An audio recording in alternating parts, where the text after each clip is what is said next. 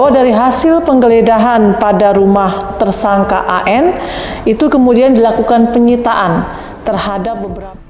Tim Pidana Khusus Kejaksaan Tinggi Sumatera Selatan kembali menunjukkan keseriusannya dalam mengusut kasus dugaan korupsi mangkraknya proyek revitalisasi Pasar Cinde.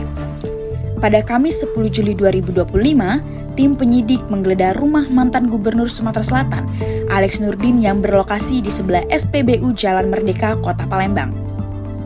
Proses penggeledahan berlangsung hampir selama 4 jam.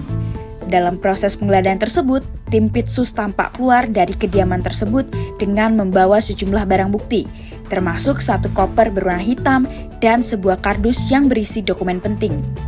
Penggeledahan ini merupakan bagian dari upaya Kejati Sumsel dalam menelusuri aliran dana dan keterlibatan berbagai pihak dalam proyek yang telah lama mangkrak tersebut.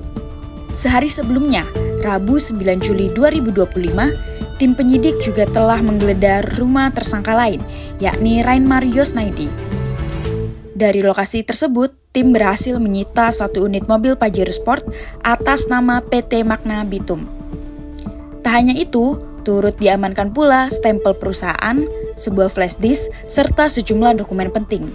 Berdasarkan berita acara penyitaan, terdapat total 61 item barang yang diamankan dari penggeledahan di rumah Rainmar. Selanjutnya, tim Pitsus melanjutkan penggeledahan ke rumah sejumlah pihak lain yang diduga terlibat, termasuk kediaman Edi Hermanto dan kediaman mantan Wali Kota Palembang Harno Joyo.